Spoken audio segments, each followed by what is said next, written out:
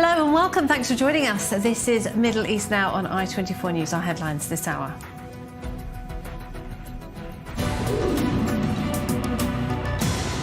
The International Criminal Court issues arrest warrants for Israel's Prime Minister and former Defence Minister. Members of the incoming Trump administration slam the move. Efforts to reach a ceasefire with Lebanon continue as US envoy Amos Hochstein meets with Netanyahu in Jerusalem. And dozens killed and injured in a strike on the Syrian city of Palmyra. Iranian and Hezbollah assets thought to be among those killed. First, a senior member of the incoming Trump administration has warned the International Criminal Court to expect a strong response come January. The incoming National Security Advisor Mike Waltz spoke after the court issued arrest warrants for Israel's Prime Minister and former Defence Minister. Waltz said the court was entirely without legitimacy. Well, Israel's President, Prime Minister and opposition leaders have all condemned the warrants for Benjamin Netanyahu and Yoav Gallant. But Hamas, Jordan and the European Union have all welcomed the move. As I said before, the tragedy in Gaza has to stop. And now I will be very sober in my comment. It is not a political decision. It is a decision of a court of justice, of the International Court of Justice. And the decision of the courts has to be respected and implemented. This decision is a binding decision, and all states parties of the court, which include all members of the European Union, are binding to implement this court decision. And international reactions to that move by the ICC have been pouring in throughout the afternoon. The Netherlands was the first country to announce that it would enforce the arrest warrants for Prime Minister Netanyahu and ex-Defence Minister Yoav Gallant. There was a slightly more nuanced take from France and Italy. They both said they respected the ICC but declined to comment on whether or not they would arrest Israel's leaders. Hungary and Argentina have both criticised the move. Well, here with me in the studio to discuss, Danny Ayalon is the former Israeli ambassador to the United States and the former Israeli Deputy Foreign Minister. Danny, thanks for being with us. I mean, it wasn't a huge surprise. We knew this was coming, didn't we? But what are the immediate implications for Israel? Well, I don't think there are really immediate implications since right now it is not a matter of the judgment of the court, but how the individual states will relate to it. And with all due respect, this ICC doesn't have sovereignty over territories of countries. So basically, it is just a giving another political weapon against Israel for countries who would like to have it. But, for instance, the United States already said that they would reject it, and actually they would respond quite severely. Other countries, important countries, did not commit, like Italy and England, as you mentioned, Laura. And I think at the end of the day, we will see that this ICC, this International Court of the Criminal Court, will be the loser. First of all, it hurts its legitimacy. It's the first time that the ICC is sending this injunctions against a democracy, democratic leaders. So far, they have done it only to the really most ruthless...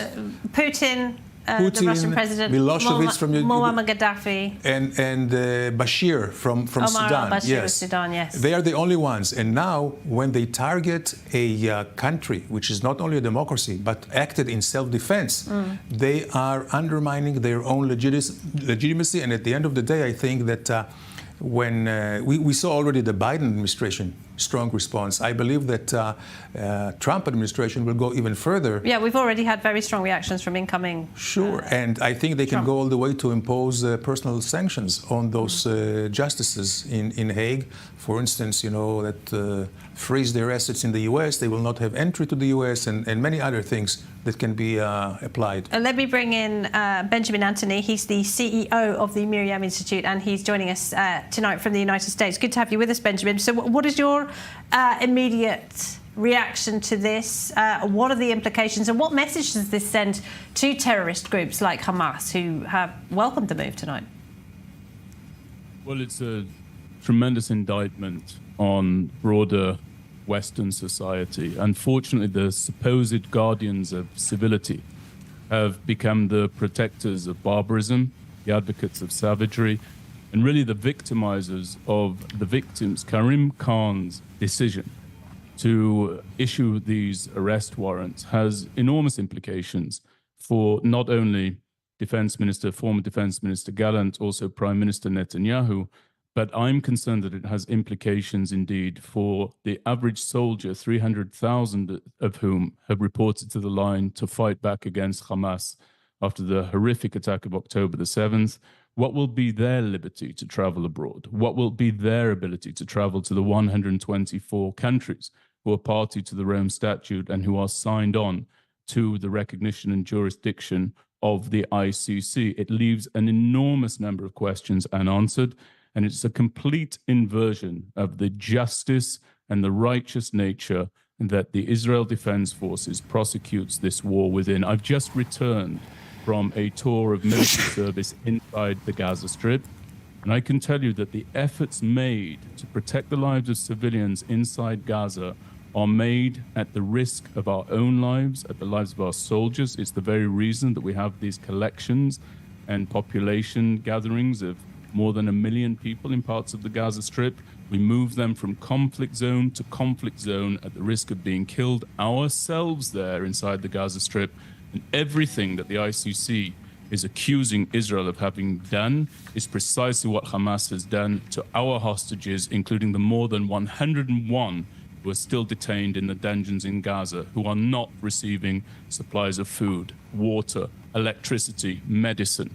All of that has befallen our hostages.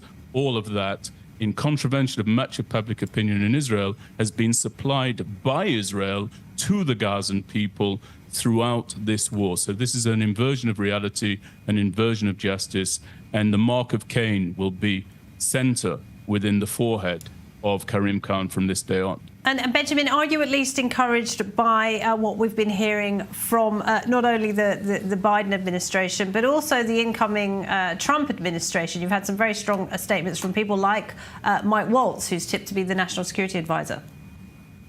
Yes, I am encouraged by that. And I know that John Thune, the Senate Majority Leader, threatened to sanction the court in the case that they issued these warrants. So there's a lot that's positive.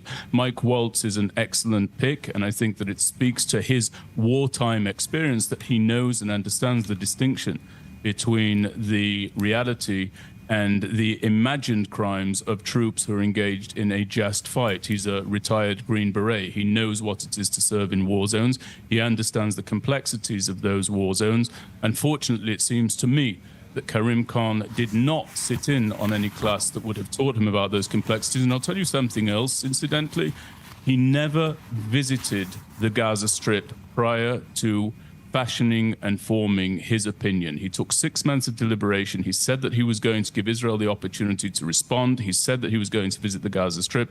He did neither of those things. This is a series and a set of warrants that relies at best, on hearsay, at worst, on prejudice against the one and only Jewish state.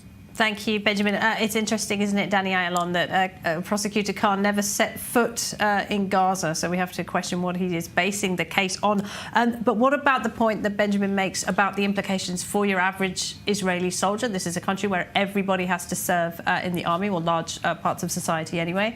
Are they now at risk of prosecution in the future? Well, always there is a risk, but not necessarily, because there is a difference when they apply an injunction like that against leaders and then against foot soldiers. And even if there was a risk like that, Israel could, in a diplomatic arrangement or some kind of a treaty individually between Israel and other countries, obviate and deflect such a risk. One last thing I want to say is that certainly it shows the bad faith.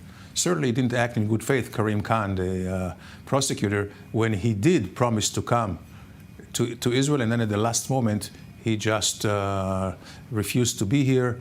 I think there are a lot of evidence that this is really a kangaroo court. All right. Danny, Benjamin, for now, thank you very much. Well, as the ICC was issuing those warrants, Israel's Prime Minister was in talks with US Special Envoy Amos Hochstein on a potential ceasefire with Lebanon. Meanwhile, the fighting continues, as our Joe Brown now reports. Is this the beginning of the end? After spending an extra day in Beirut to hammer out the remaining details for a ceasefire between Israel and Hezbollah, US Special Envoy Amos Hochstein arrived in Israel on Thursday to meet Israeli Prime Minister Benjamin Netanyahu and bring an end to the war that has been raging on Israel's northern border for over a year. Whilst in Beirut, Hochstein spoke to Lebanese Parliament Speaker Nabi Berri on behalf of Hezbollah, with both sides saying that progress was made and a deal now relies on the final green light from Netanyahu. والملاحظات التي أبديناها. The comments that we made indicate that we agreed to this path of indirect negotiations through Berri if the other party wants this. I know that Israel wants this. We will see what the result is. Do we expect these negotiations to lead to a ceasefire and a cessation of aggression quickly? No one can guarantee, because the issue is linked to the Israeli response and the seriousness that Netanyahu has. The only way that Benjamin Netanyahu will be willing to agree to a deal is if it can guarantee the safety of northern Israeli residents, with the death of a 30-year-old civilian in Nahariya on Thursday morning from a Hezbollah rocket a tragic reminder of why it is necessary. On the other side of the border, the IDF has ramped up its attacks on Beirut following Hochstein's departure, with strikes reported in its southern suburbs following evacuation notices. Meanwhile, in southern Lebanon, Israeli historian Ziv Ehrlich was killed alongside an IDF officer in a gunfire battle with Hezbollah fighters after the 71-year-old entered southwest Lebanon to view the archaeological sites. According to an IDF probe, the chief of staff of the IDF's Golani brigade let Ehrlich in without approval and did not follow due process. But with Hochstein's visit, the hope in Israel and the region is that these deaths will stop as a ceasefire is signed and long-lasting peace on Israel's northern border can be achieved. Well, to talk a bit more about the prospects of a ceasefire between Israel and Lebanon, we're joined by Hussein Abdul Hussein. He's a research fellow at the Foundation for the Defence of Democracy. It's good to have you with us, Hussein. So let's just say that Israel does go ahead and agree to the deal that appears to be on the table. Who will enforce it? Because it seems that Lebanon is far from capable of reining in Hezbollah at this stage. I think Lebanon is capable in terms of the Lebanese armed forces. They can. The missing ingredient at this point is the Lebanese political will. We're not sure that there'll be a president or a cabinet that's willing of instructing the Lebanese armed forces to do its job, retake sovereignty from Islamist Iran and Hezbollah, and make sure that Hezbollah does not reconstitute or resupply. So at this point, I'm not sure where all the optimism comes from, except from the itinerary of the U.S. envoy who went to Beirut, then to Israel, indicating that there must be something that's going on, but we're not sure what it is. You've written about a very bleak prospect for Lebanon in that it could end up in a similar situation to Syria and what Syria looks like today, where Israel will simply act as it has to in order to prevent Hezbollah from rearming. Can you talk us through that scenario?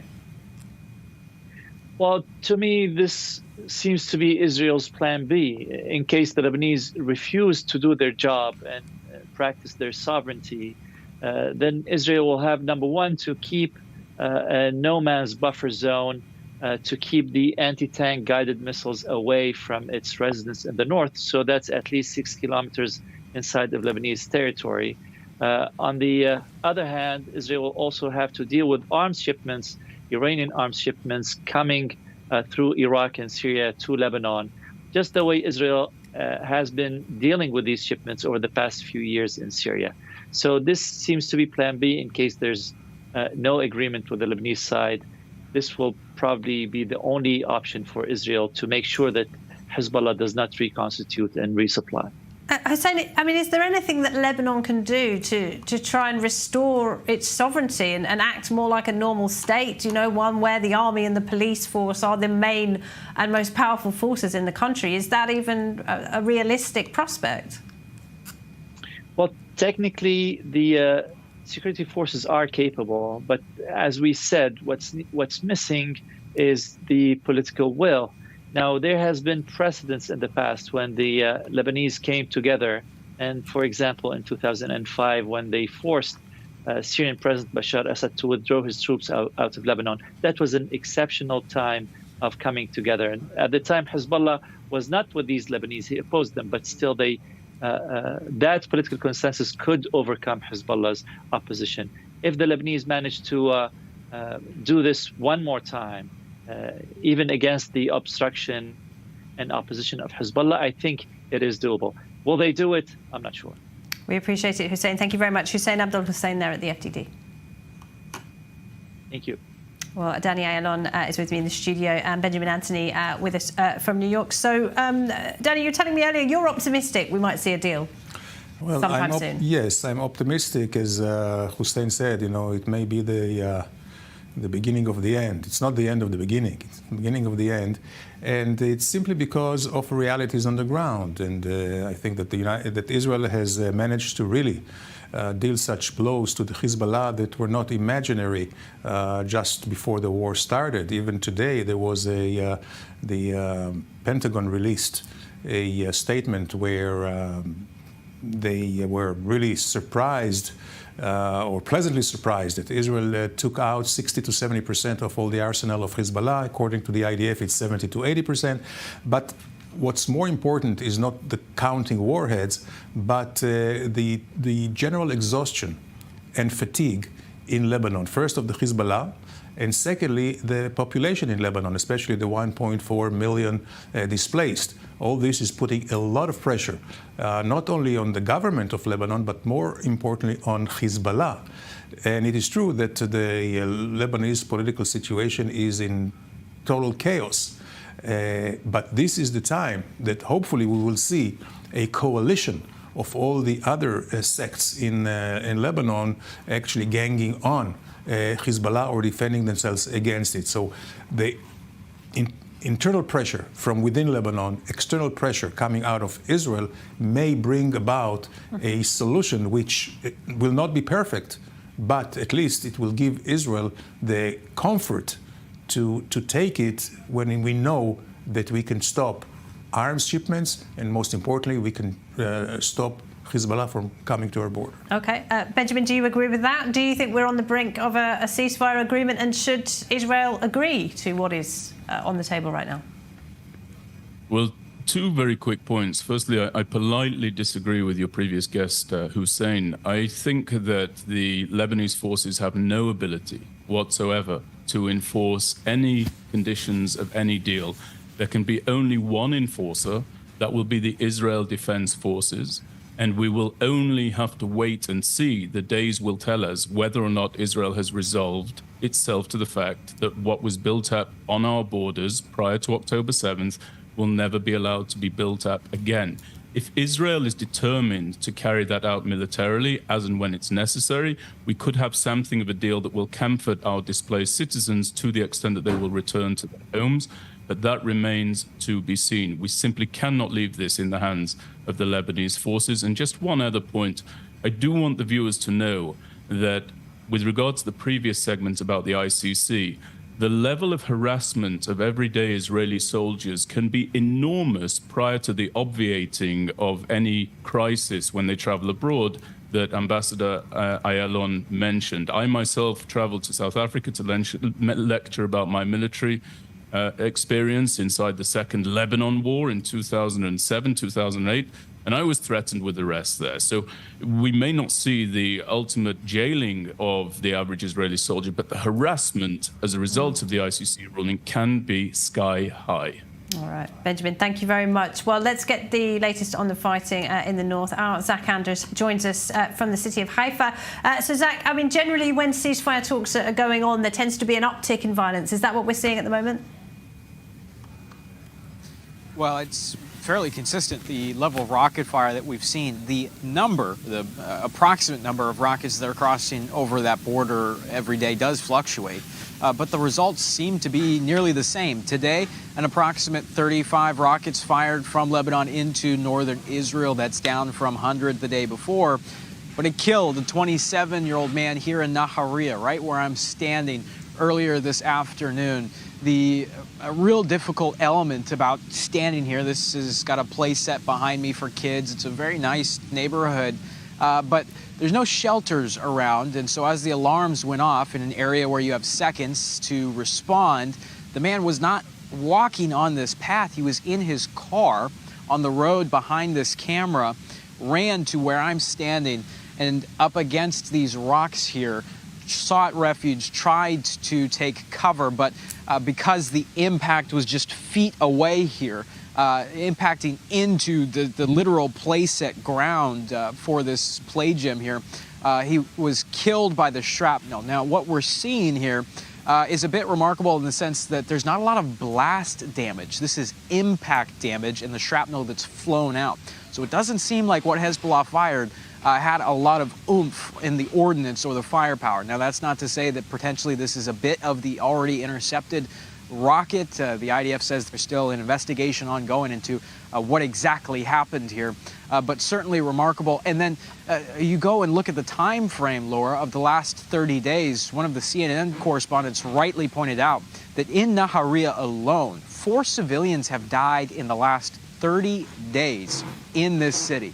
That's certainly something we've been covering, but something I totally missed. It just, I failed to recognize how hard we know that these are hitting these communities really hard. We know that certain areas are seeing a lot more rocket fire than others. But as you go back and you look, and sure enough, those 4 civilians killed over such a short amount of time in an area where Nahariya for the last year had largely escaped the brunt of the fire, but as soon as the ground operation began, and over the last, now entering its 2nd month for this ground operation, Nahariya has seen a consistent amount of firepower, leading to deadly results like here again today. Yeah, a tragic turn of events in Nahariya, where you are, Zach, and not in Haifa, as previously thought. Thank you very much, Zach Andrews there.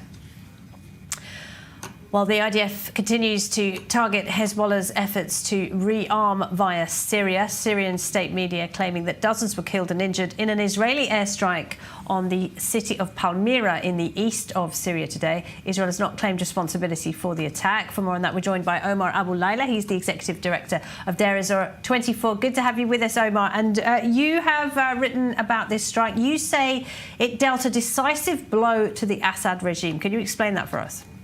Yes, thank you, Laura, for having me again.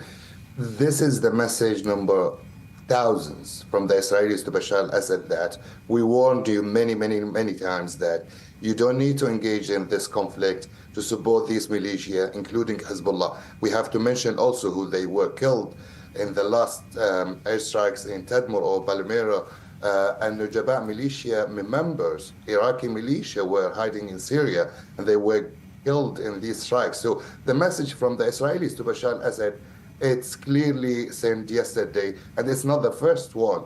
We remember very well 3-4 months ago, the Israelis also launched huge airstrikes against Assad army in Aleppo, and they killed almost the same number, 35, 37, and including officers, high officers. But yesterday the same. We talk about colonel, we talk about high officers, and also a member of these militia. So the message from the Israelis to Bashar al-Assad, you cannot continue supporting these militia, including Hezbollah militia inside Syria. You cannot offer them anything from Syria to Lebanon. We are watching every movement inside Syria or abroad.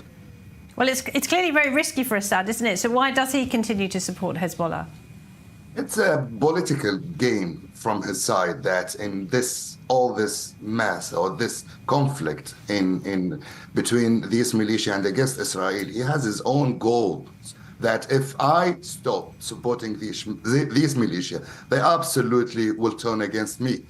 And also, we cannot forget, just days ago, Ali Larijani was in Damascus and in other Arabic capitals. So he brought a message from Ali Khamenei to Bashar al-Assad that you cannot stay away from these militia. We need you to support these militia in this period exactly, especially after the assassination of the top leaders of Hezbollah in the past weeks and months. And now you are the huge supporter of these militia. This message from Ali Khamenei to Bashar al-Assad by Larijani was clearly response from the Israelis against Bashar al-Assad in the strikes yesterday. So Iran is cashing in its favours, so to speak, from Assad.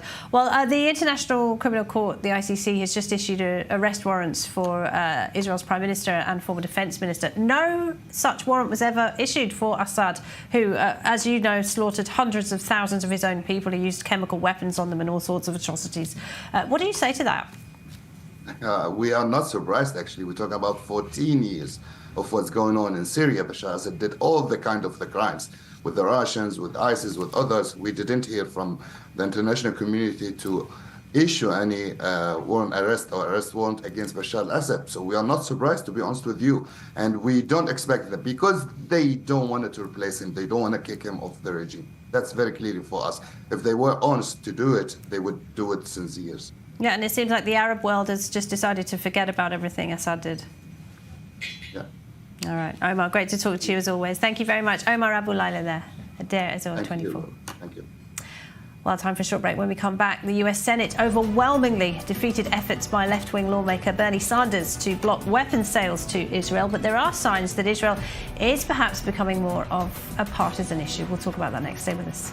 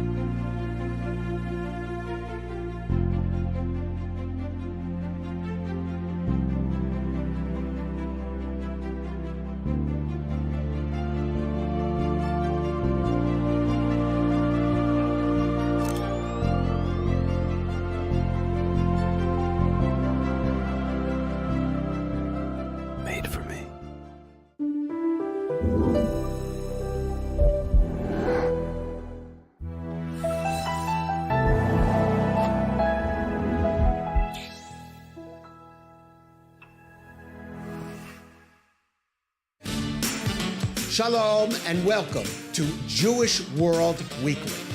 I'm Khaled Ben David, and each week we're going to bring you the latest from the Jewish world, from politics to religion, entertainment to the latest trends, and everything in between. Join me each week as we explore the global Jewish diaspora. Don't miss Jewish World Weekly only on I-24 News. Want to stay on top of the news no matter where you are? Introducing I-24 News' brand new news website. On our website, you'll find all the latest articles, interviews, and live broadcasts. Everything you need to know right at your fingertips, whenever you want it. So what are you waiting for? Download the I-24 News app today.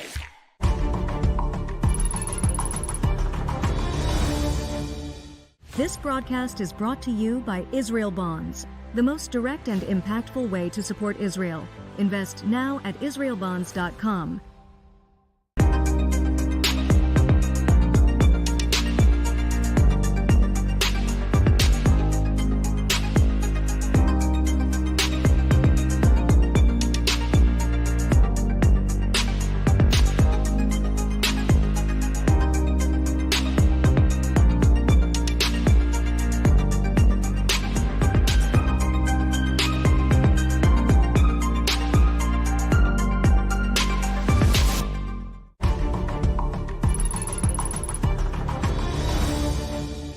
This broadcast is brought to you by Israel Bonds, the most direct and impactful way to support Israel.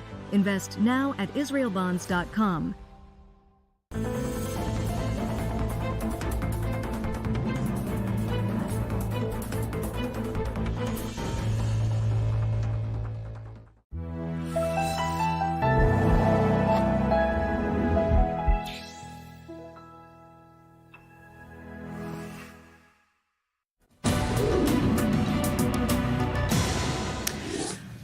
Welcome back. The US Senate overwhelmingly rejected a bill calling to halt the sale of certain offensive weapons to Israel last night. The bill, brought by left-wing Senator Bernie Sanders, was defeated by 79 to 18 votes.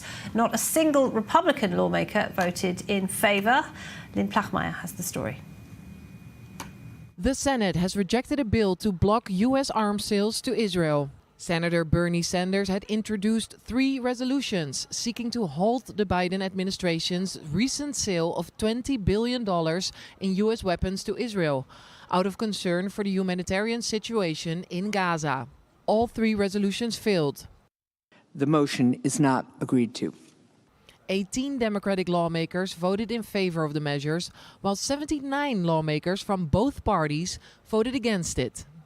Despite the bill being dead on arrival, the vote does show an increase of Democrats who are ill at ease with Israel's military operation in Gaza. The last bill put forward by Sanders won only 10 Democratic votes. A partnership should be a two-way street, not a one-way blank check. And at a minimum, the Netanyahu government should comply with American law, as we've talked about today.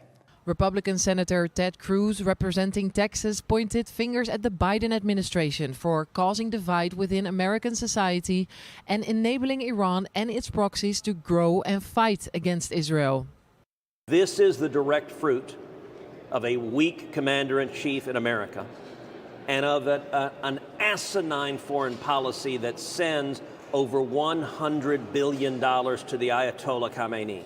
The Ayatollah regularly leads chants of death to America and death to Israel, and providing the funding for Iran is absolutely suicidal. It makes no sense. Meanwhile, the U.S. vetoed a United Nations Security Council resolution calling for a ceasefire in Gaza due to the resolution failing to mention the return of all the hostages. The veto causing outrage within the United Nations. The U.S., however, defended its stance.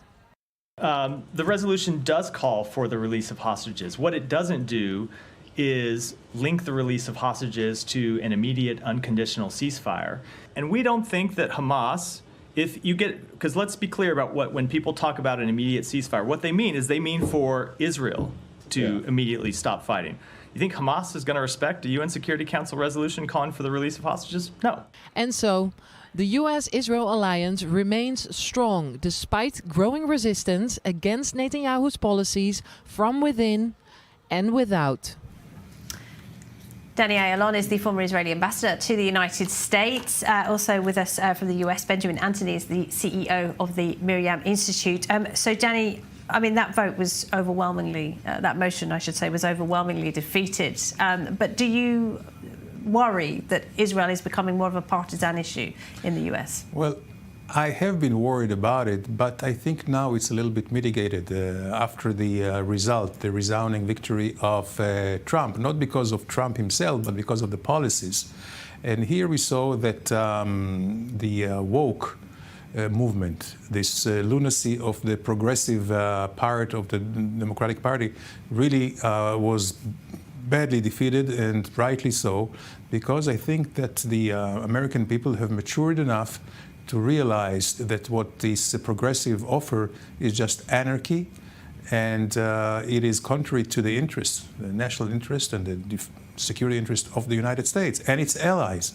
And Sanders, unfortunately, is the epitome of this lunacy, and he does not stop. He has not learned any lesson, has he? And it's like he is obsessed, but I don't think anyone takes him seriously anymore, and rightly so. What can you expect from a man who had his honeymoon in the Soviet Union? Exactly. And by the way, he also, in his youth, he stayed in a kibbutz here, but I don't think he learned anything.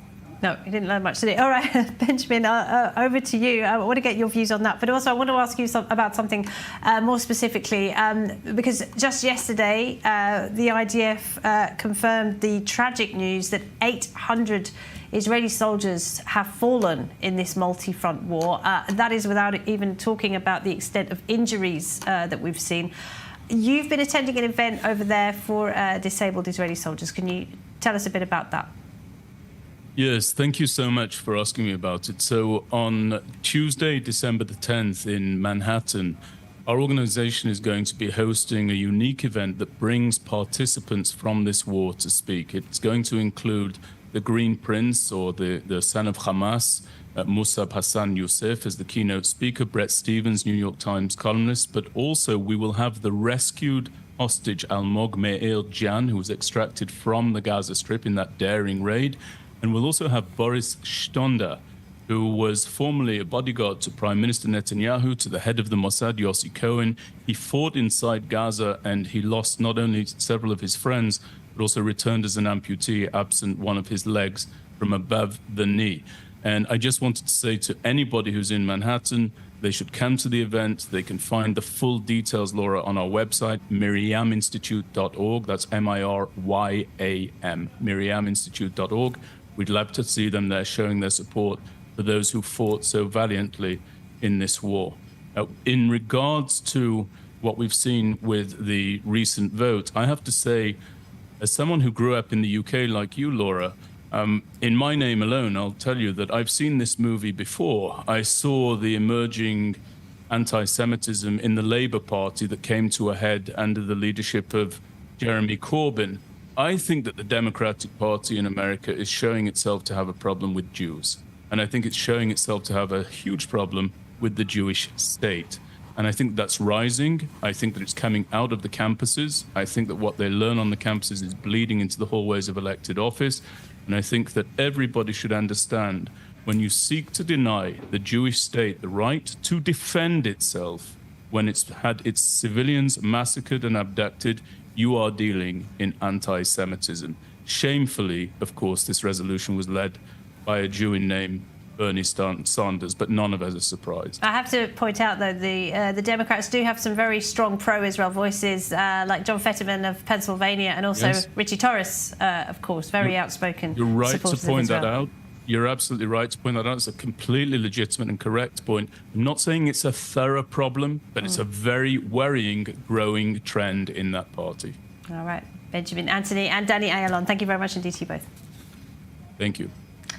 Now, from arresting weapons smugglers to coordinating the delivery of humanitarian aid to Gaza, Israel and Jordan have been cooperating on many levels. But with anti-Israel sentiment growing in Jordan, the country's king, Abdullah II, is walking a tightrope between expressing criticism and maintaining important relations. Our senior correspondent, Bianca Zerini, has this report. 8 military helicopters loaded with more than 7 tons of humanitarian aid for Gaza. The Jordanian army flew emergency relief and medical supplies to the Strip, where they were delivered to the UN World Food Programme to be distributed later. Jordan's King Abdullah II highlighting his support for the Palestinian people in a speech earlier this week. Jordan stands firmly in the face of the aggression on Gaza and the Israeli attacks in the West Bank, and we are working hard through Arab and international movements to stop this war.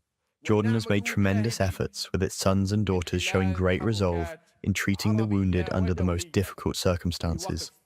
Jordanians were the first to deliver aid, both by air and land, to the people of Gaza. The Jordanian king walking a fine line, balancing between harshly criticizing Israel, in line with Jordanian public sentiment, and keeping relations with the Jewish state, maintaining a 30-year-long peace agreement. On Thursday, a Jordanian court sentenced Member of Parliament Imad al-Adwan to 10 years for smuggling weapons from Jordan into the West Bank. He'd been arrested by Israeli security forces in 2023 and was later transferred to Jordanian authorities. While Jordan continues to walk the diplomatic tightrope, on the streets of Amman, protests against Israel happen on a regular basis. There must be an official Arab position that boycotts the Zionist entity and lifts the siege on Gaza and southern Lebanon to stop this aggression and expose it before all international institutions. Well, from Jordan and back to Syria now, where 1 million people have been left without access to water after Turkish airstrikes on Kurdish areas. Turkey's President Erdogan has been leading bombing campaigns against Kurdish forces such as the YPG, which was the group that helped the West defeat ISIS in Syria. Erdogan claims he's targeting the outlawed PKK. Well, to talk more about that, we're joined by Giran Özkan. He's the Executive Director of the Kurdish Peace Institute. Thank you very much indeed for being with us, Giran. So, I mean, according to reports, what is happening in these parts of Syria is nothing short of a humanitarian catastrophe in places like Hakkari. People literally don't have access now to fresh water. What's going on? Well, what's going on, Laura, is that Turkey, for the last decade almost, has engaged in collective punishment of a whole population in northern Syria every time it feels a need to engage with the Kurdish issue in a military way. As you quite rightly said, the YPG and the SDF were partners with the global coalition against ISIS and were the most successful fighters on the ground against ISIS, which led to the ultimate territorial defeat of ISIS. But Turkey was never happy about that. Turkey was not happy that the Kurds on the ground were seen as partners in the fight against ISIS. And instead of actually going after ISIS in the region, has diverted all of its military efforts against the Kurds on the ground. And as you quite rightly said, since 2019, there have been hundreds of attacks against, hundreds of bombardments on oil fields, gas facilities and power stations in the Kurdish-held autonomous administration of North and East Syria. This just, again, highlights the Turkish government priorities in the region have nothing to do with fighting terrorism, but collectively punishing the Kurdish people. Right, and as you say, we're talking about direct attacks, direct bombings on civilian infrastructure, and some human rights campaigners say that there are violations of the laws of war in these attacks.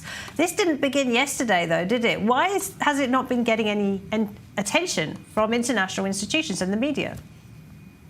Well, you're actually very right in saying that it hasn't been gaining the international attention that normally something like this should. And that's largely down to Turkey's membership of NATO, especially with Western international organizations seeing Turkey as a strategic partner in the region. And also because of fears in Europe specifically about the immigrants that are inside Turkey right now. So there's kind of like a quid pro quo here, whereby Turkey is essentially allowed to do anything it likes in the region, including all of these attacks that in any other part of the world, or if conducted by any other state, would be regarded as war crimes, crimes against humanity. But because of certain dependencies and their codependent relationship there, largely international organizations and specifically European governments are turning a blind eye to Turkey's action.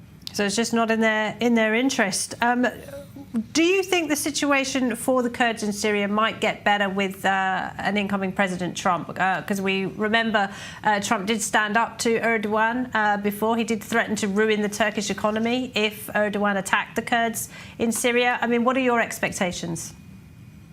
I think at this point, outwardly expressing expectations might be a little too early, but judging from President-elect Trump's cabinet picks, we, I think, are quietly confident that the new administration will engage this issue in a much more humane and responsible way, given that his national security advisor, Mike Waltz, and the new incoming Secretary of State, if approved, of course, all of these are pending approval from the Senate, will be sensitive to the Kurdish plight, and who have previously expressed support for the Kurds in northern Syria specifically. So I feel that with the new administration, Turkey will find it a little harder to commit these kind of war crimes and crimes against humanity.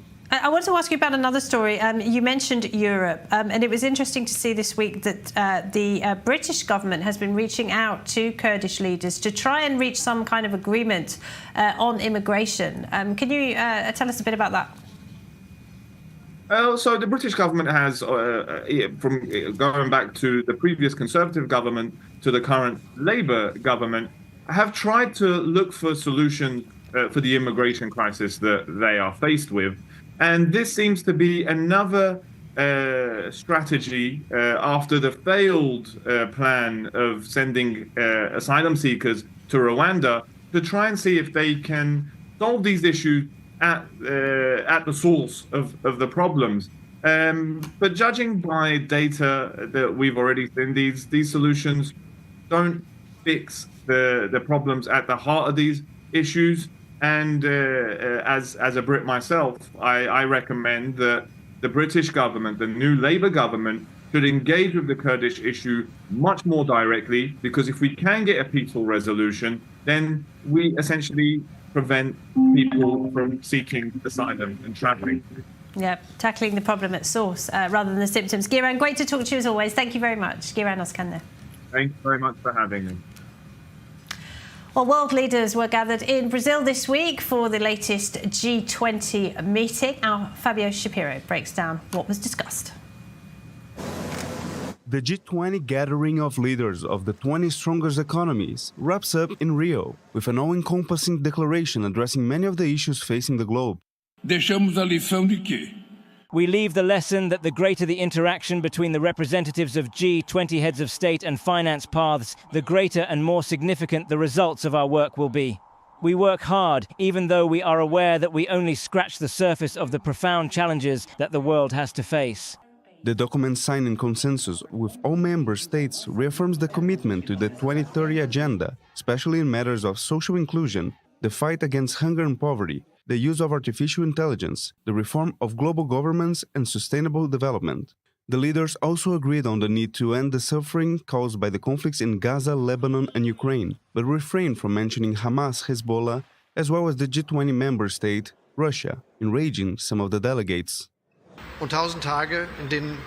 1,000 days in which people have had to suffer for his blind megalomania, in which he wants to expand his country by force.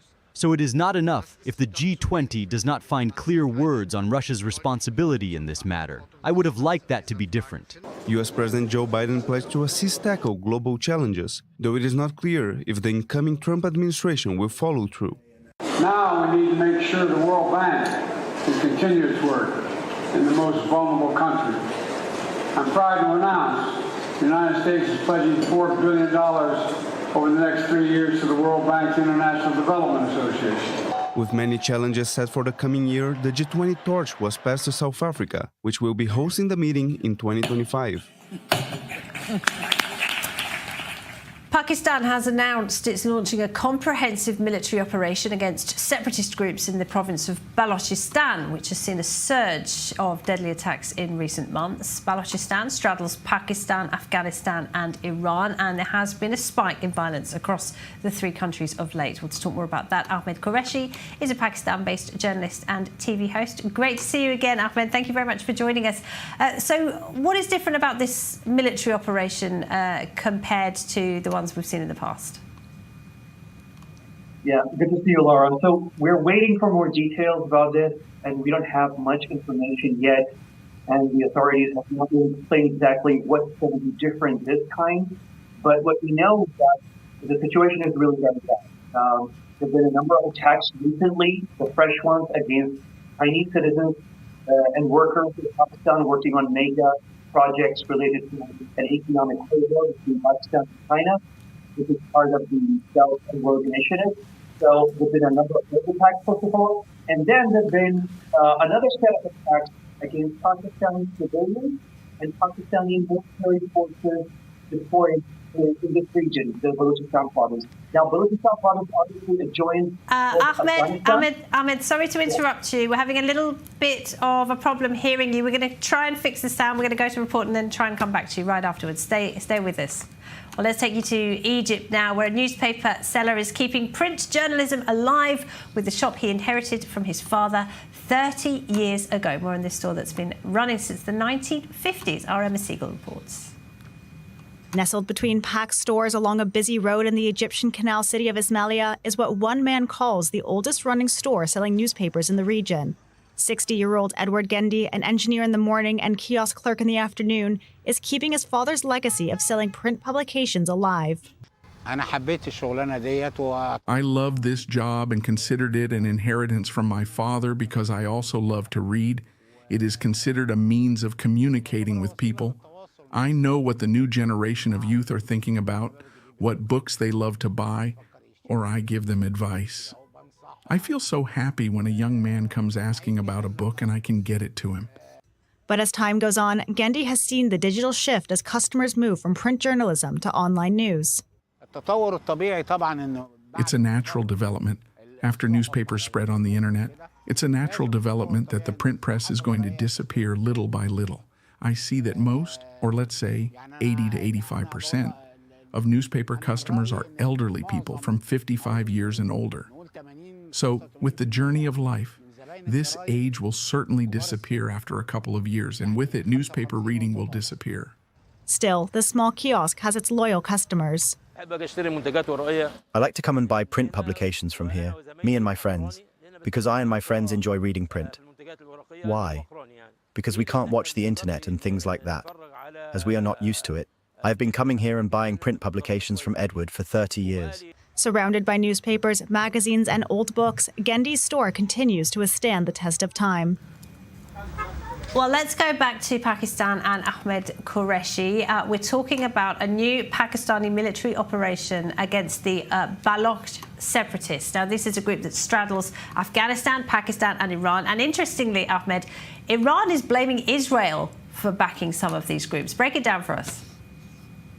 Yeah, well, Iran blames everything on Israel. And if you recall, early this year in January, they fired missiles inside Pakistan and also Iraq and Syria, and they claimed they attacked Mossad outposts. And of course, they did not expect there would be a retaliation from Pakistan, but there was a very strong retaliation. And obviously, there were no Mossad outposts. So that's the Iranian narrative, obviously. But this is a very serious thing that's happening. And not only because we had this these missile attacks and retaliation by Pakistan, Iran hitting each other, but this also involves China now. So it's a major story, and you have and we in Pakistan basically have thousands of Chinese workers working on mega projects here. There's an economic corridor between Pakistan and China, and all of these and there are attacks on Chinese, but there are also attacks on Pakistani forces and Pakistani civilians. So Pakistan is now launching this comprehensive operation. We don't know yet the details, but this joins the border of Iran. And we're hearing from across the border, the Iranians are also attacking insurgents on their part of the Baloch territory. Their province is called Sistan Balochistan. So it's a very developing situation, but it's a huge headache, obviously for Pakistan because forces and the Chinese workers are getting killed.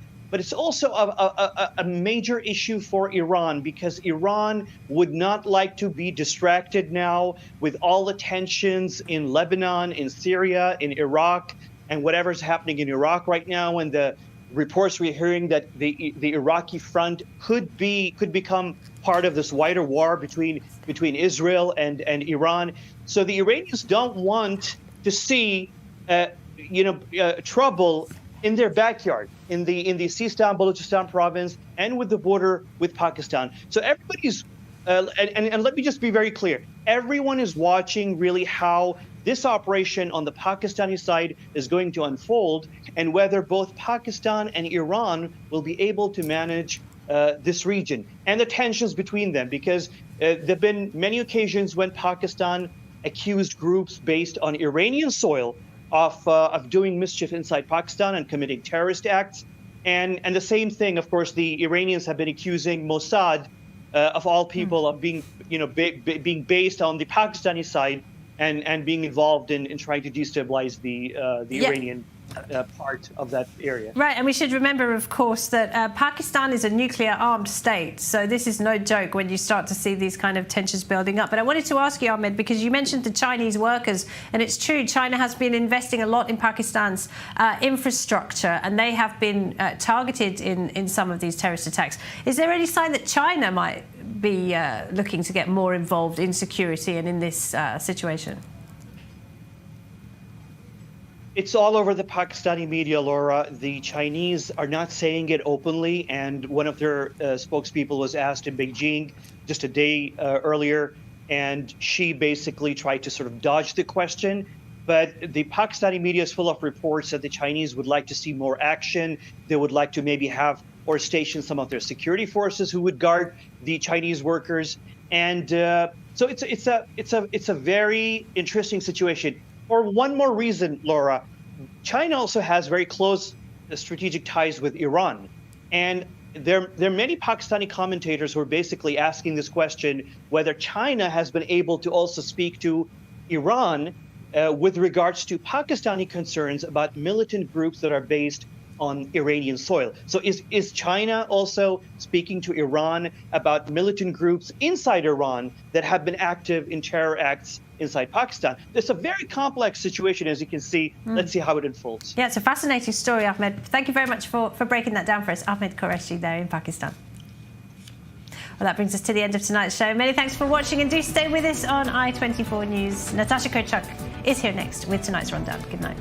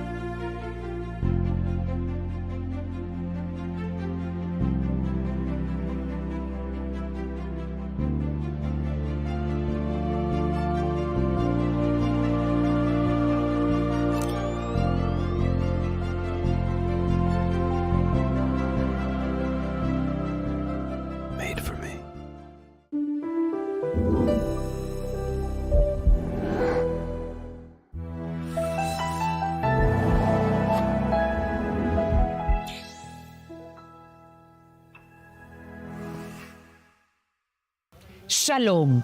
¿Qué me trae por aquí? La necesidad impostergable de 600 millones de hispanoparlantes que ahora necesitan escuchar el mensaje judío e israelí en tiempos difíciles. ¿Cómo lograrlo? Cuento con ustedes para continuar llevando a lo más alto del mundo mediático una inquebrantable diplomacia pública al servicio de la verdad sin concesión alguna.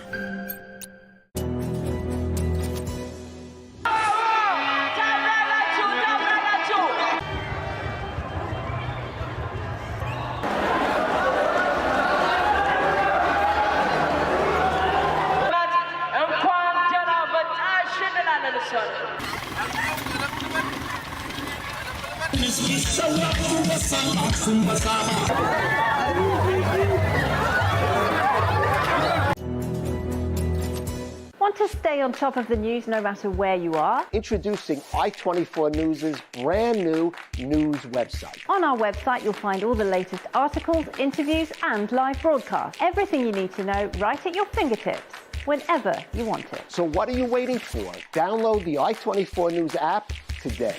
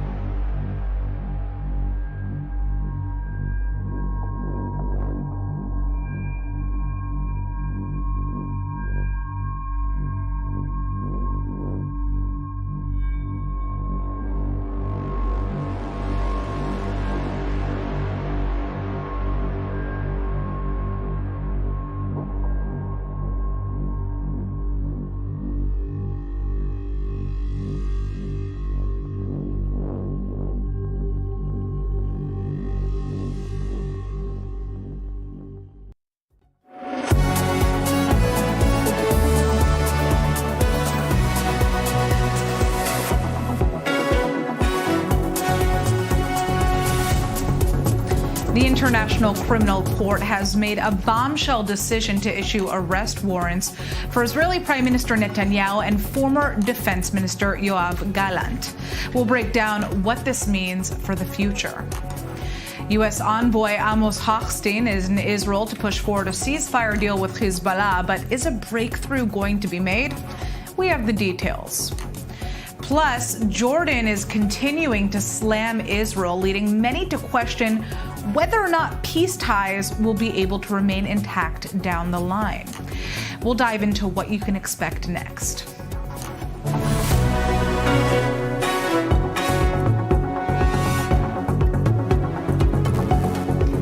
I'm Natasha Kirchak, and this is the rundown on I-24 News. We're opening with the news that has been making headlines across the world today. The International Criminal Court has issued arrest warrants for Israeli Prime Minister Benjamin Netanyahu and Israeli former Defense Minister Yoav Gallant. Now, this marks the first time that the court has ever issued such warrants against leaders of a democratic country, and it essentially means that both Netanyahu and Gallant will be liable for arrest if they travel to any of the more than 120 countries that are party to the ICC. Well, the court has also issued a warrant for Hamas official Mohammed Deif over his participation in the October 7th massacre that sparked the ongoing war. Even though Israel says that it killed Deif in an airstrike, Hamas has not confirmed this.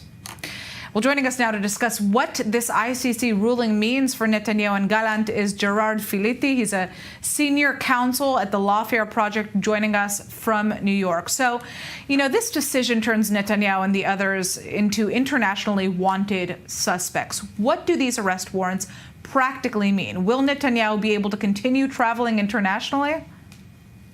In practical terms, it limits his ability to travel internationally, especially to some countries that have indicated a willingness to abide by what the International Criminal Court puts out. And we have to remember, this is a very bizarre turn of events, because the International Criminal Court lacks jurisdiction over Israel, which is not a signatory to the Treaty of Rome. It lacks jurisdiction to do anything in this case, but it has decided unto itself this power. So this is really an abuse of the international legal system. But now other countries, the countries that sign on to the treaty, are obligated to play along and try to arrest Netanyahu. Whether that will actually happen is up in the air. I don't think we will see Israel's allies turn on him. However, this does put more pressure on Netanyahu, and a concern that he shouldn't have when he's fighting a war for the survival of Israel. Is there any way for Israel to actually fight this? Israel and the U.S. are not members of the court. So, what does that mean? In practical terms, this means that Israel doesn't have a way to fight this other than through its allies in the international community that are members of the court.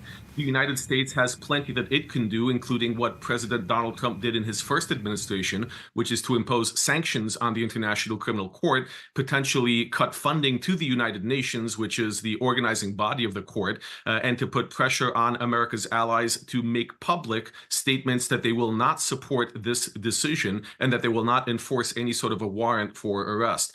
This is all diplomatic maneuvering, of course, because the ICC does not have jurisdiction over the United States either. How many other international leaders have been issued arrest warrants in the past? And why do you think that specifically Netanyahu and Gallant are being targeted? We've seen arrest warrants in the past for African warlords. We have not seen arrest warrants for the leaders of democratic countries, for democratically elected leaders of countries that have basic adherence to the rule of law and to principles of humanitarian law. So this is an outrage that this is how you're targeting the leaders of an allied nation, of a democracy. What this means essentially is to put pressure on the Netanyahu and his administration. We see this false moral equivalence between Netanyahu and Deif when you're also putting arrest warrants out for deceased leaders of terrorist organizations. What this is the ICC showing that it's not a legal body, but a political one. And it's continuing the same pressure that the United Nations has been putting on Israel, looking at this very one-sided and trying to make Israel into a pariah in the international community. All right, Gerard, I'd like to thank you so much for joining us, giving us some legal insight on this. We're going to be turning now to our panelists. We have international affairs analyst Dan Perry joining us in the studio, along with Lieutenant Colonel in the Reserves Doron Avital, and who is a former commander in the IDF Special Forces, and of course our Middle East correspondent Ariel Osran with us as well. All right. So I think, obviously, one of the first questions that comes to mind for Israelis is what this means for the future of the ongoing war in regards to the issues now that Netanyahu and Gallant may face down the line. Gallant is no longer the acting defense minister, but obviously the prime minister does have many decisions that have yet to be made, especially when it comes to negotiating for a hostage and ceasefire deal. Well, it may potentially cause him to act differently if he feels that a given action might harm his defense. But I doubt that's really going to be the case, because Netanyahu has no intention of standing trial. So he will undoubtedly use this to further his narrative that the world is against Israel, and the criticism of Israel is anti-Semitic, and he has a pretty good tools at his disposal, because this decision undoubtedly is howlingly a brazen instance of selective justice. The International Criminal Court would have never conceived of issuing indictments and arrest warrants for the leaders of the Western alliance that took out Islamic State and caused tremendous civilian damage. The U.S. the Western world has never viewed warfare in this way. It's undoubtedly precedent-setting. And so since the decision, without question in my mind, has an element of political motivation behind it, it also gives tools to people who want to fight the court and implicitly, and this is more dangerous, fight all criticism of Israel by tainting it all with the same brush. But for Netanyahu, it's a huge complication in his life, because he can no longer go to Europe. Political motivation, I kind of want to discuss that. I mean, why was this decision made right now? Why did Karim Khan decide to go through with issuing these arrest warrants at this point? Well, some people will say it's a signal to Israel that it has to do things differently, but it's more than that, because arrest warrants are very, very difficult to reverse. There are ways to freeze them at the UN Security Council, but it's pretty much a done deal. So basically, this is a body representing 125 countries. That doesn't include the US, but does include the entire European Union. More than issuing a warning to Israel to do things differently, it's declaring that what Israel has done, in sum, has been unacceptable. And that's a very difficult reality for Israel. It opens up all kinds of possibilities, including sealed indictments that aren't known about, that potentially could exist. It creates a precedent for open indictments that could come still against, let's say, the head of the army.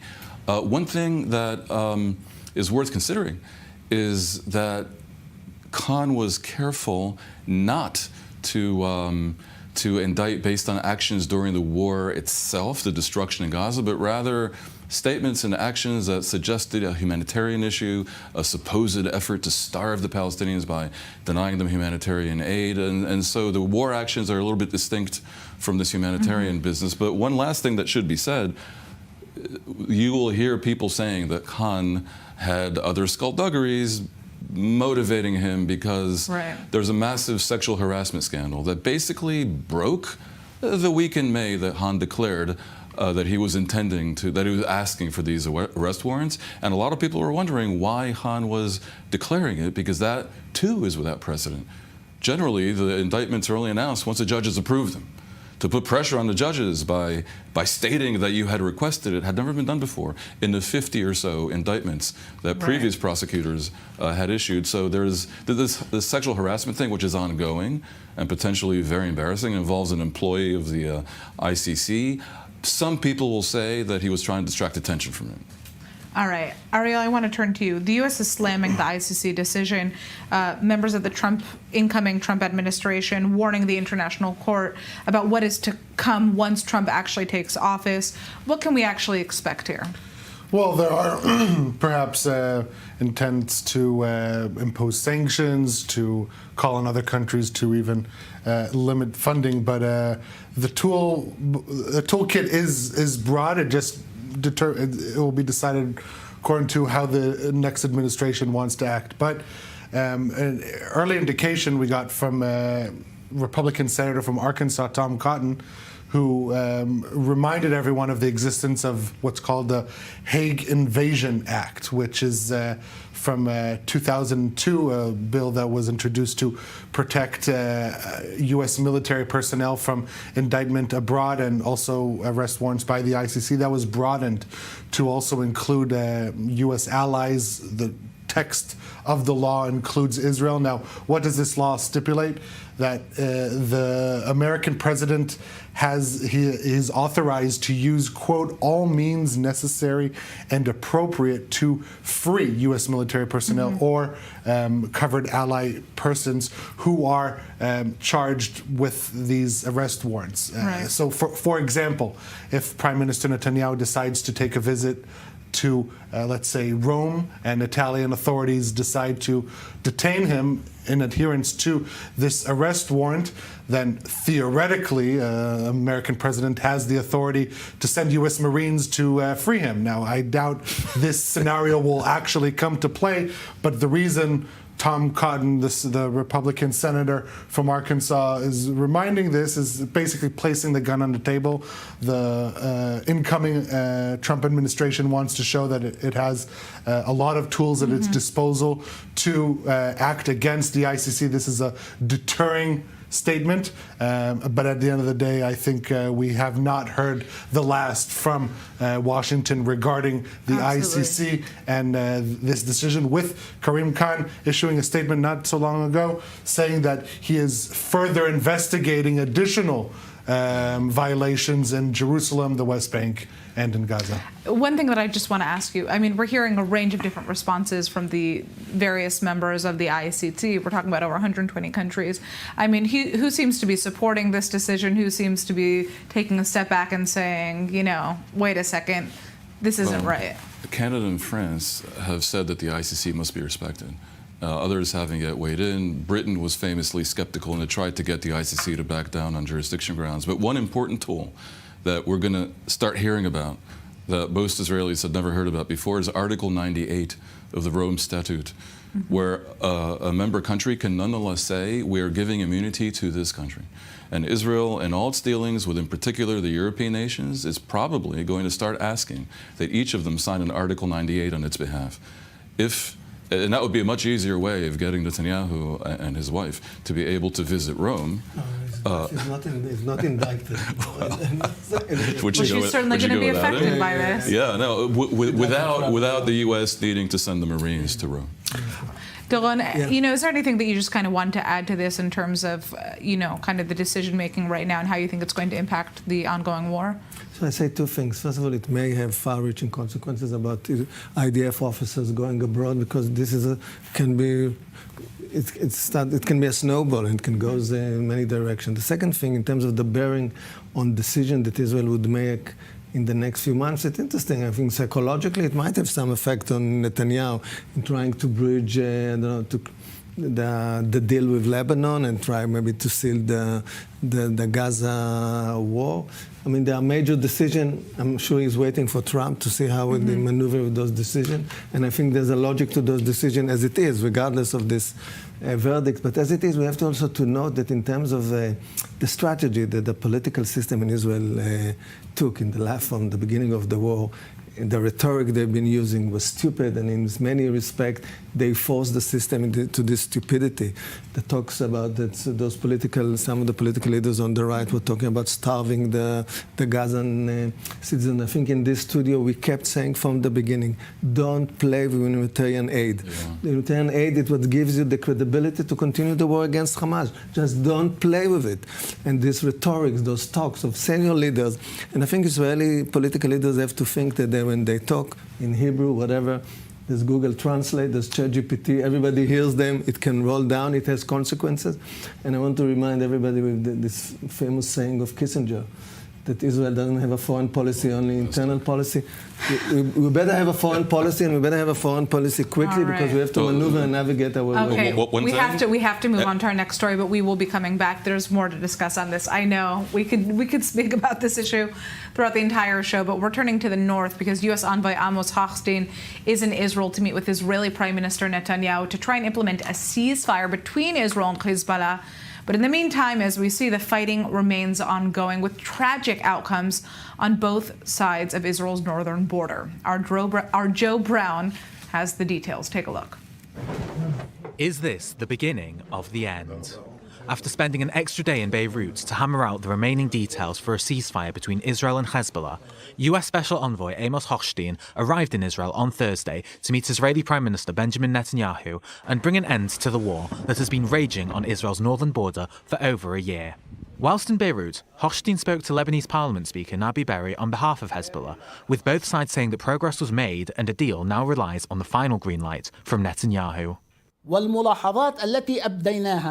The comments that we made indicate that we agreed to this path of indirect negotiations through Berry if the other party wants this.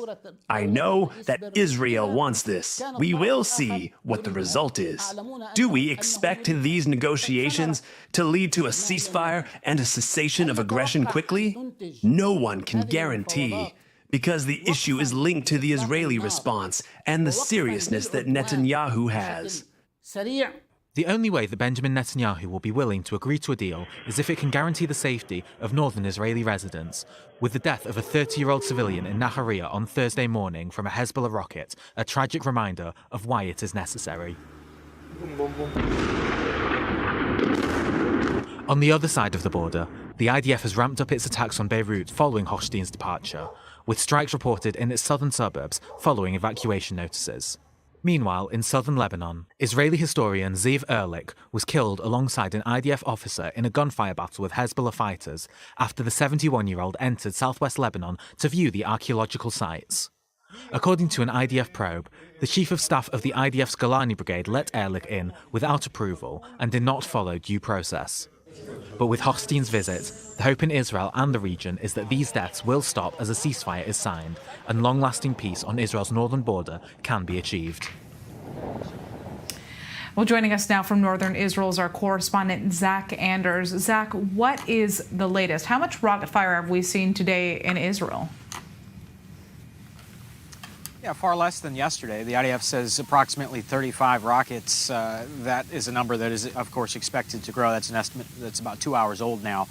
But compared to the last several days of more than 100 rockets, and to know that this was still a deadly day with just approximately 35 rockets by 3 p.m. here. And this scene in particular, all of them that we visit here in the north are particularly tragic, but you're always struck by the surroundings. This is a play set behind me. There could have been kids here. You've got seconds to react when you're in Nahariya to incoming alarms. And that's what this man was doing, a 27-year-old man driving along the road. He wasn't in this park. He wasn't walking along the path. He was on the road behind our camera, driving when the alarms went off, ran into this area because there's a wall to my left, a rock wall that that's everything that you're described. It's what you're supposed to do. He reacted in the right way. He got out of his car and he ran for the closest possible cover up against this wall. Unfortunately, it's the wall facing the north. This is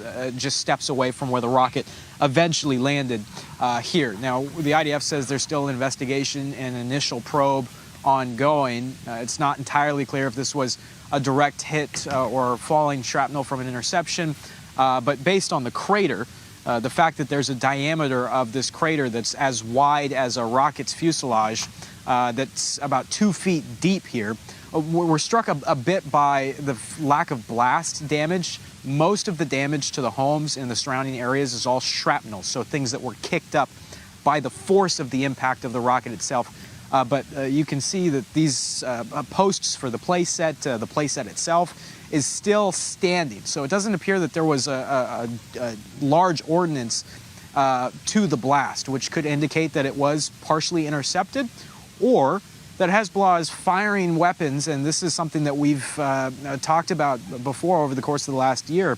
When you are trying to overwhelm the air defense systems, you know that a lot of these projectiles are going to be intercepted.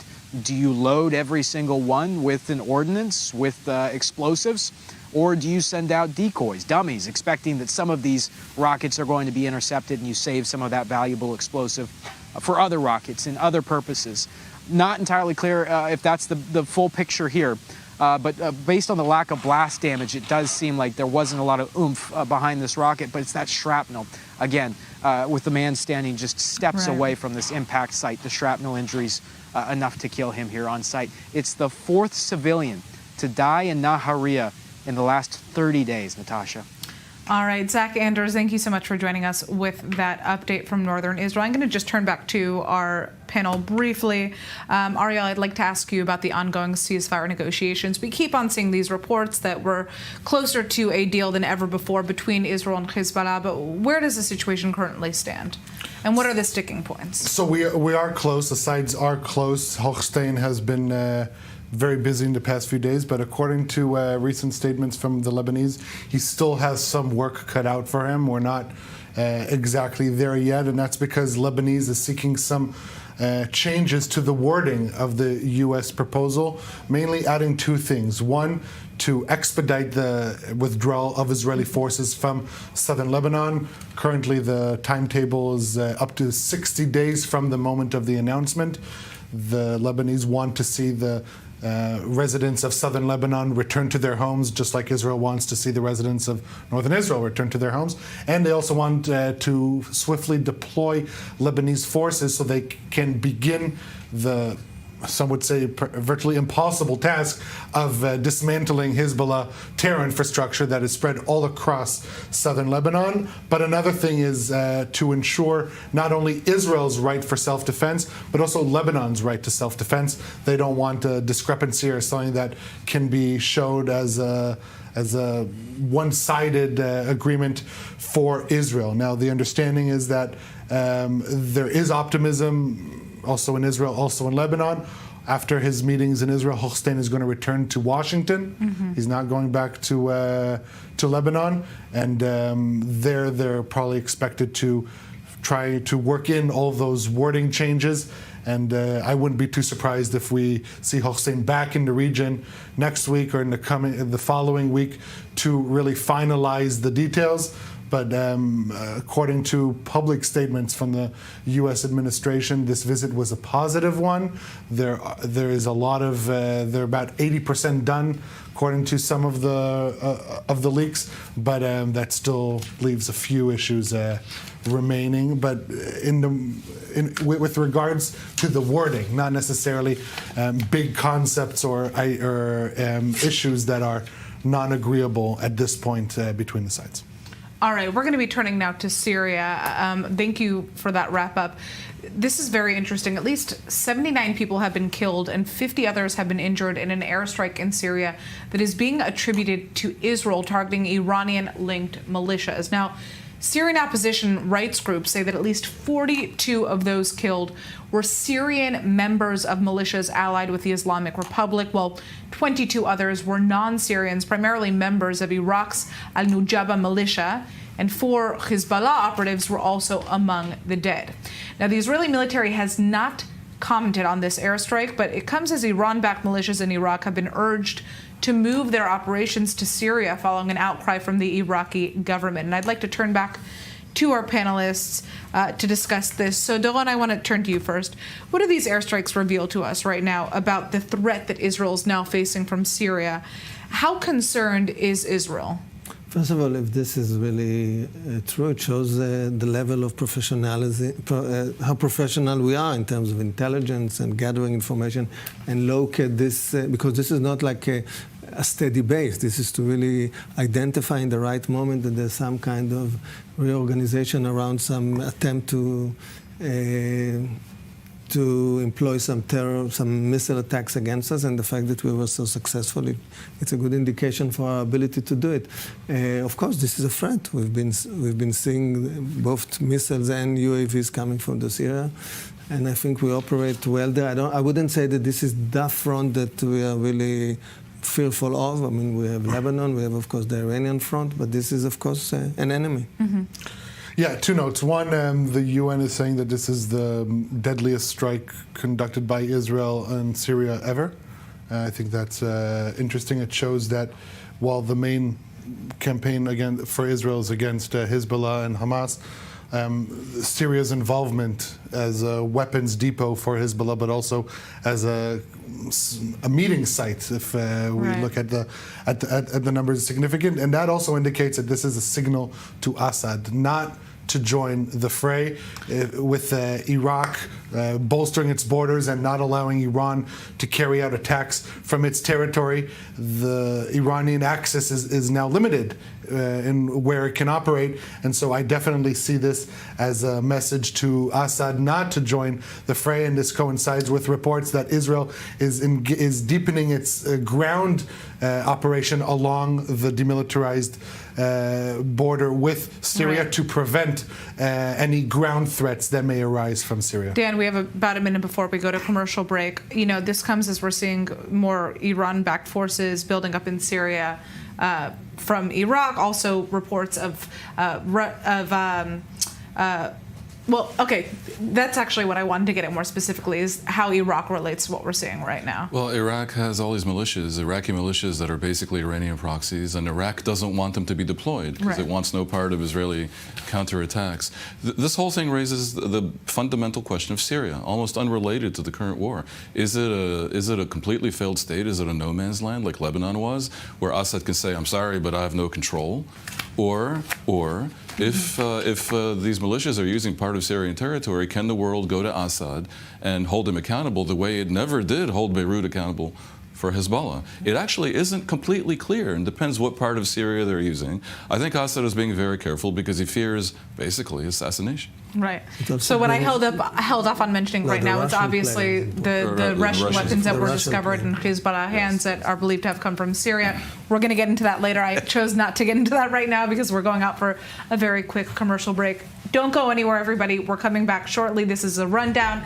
I'm Natasha Kirchak. We have a quick break right now, but a lot coming up.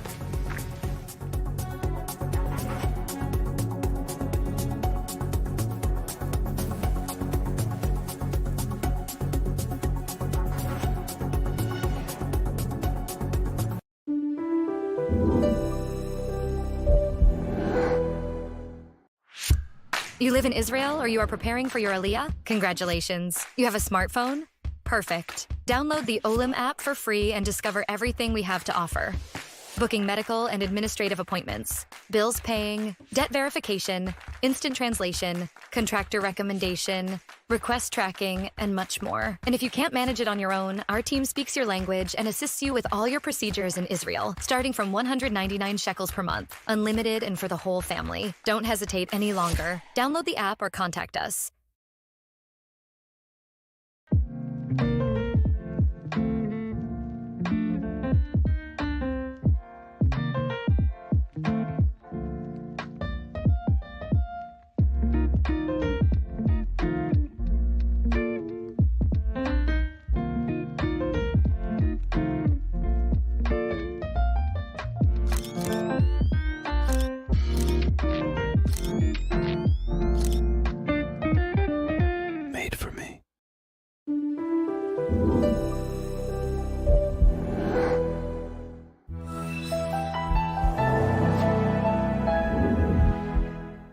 Shalom.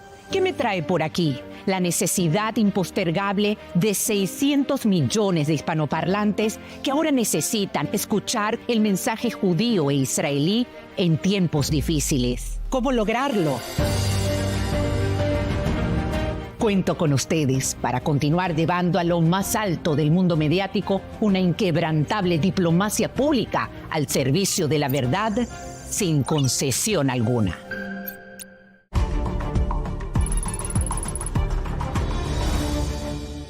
This broadcast is brought to you by Israel Bonds, the most direct and impactful way to support Israel. Invest now at israelbonds.com.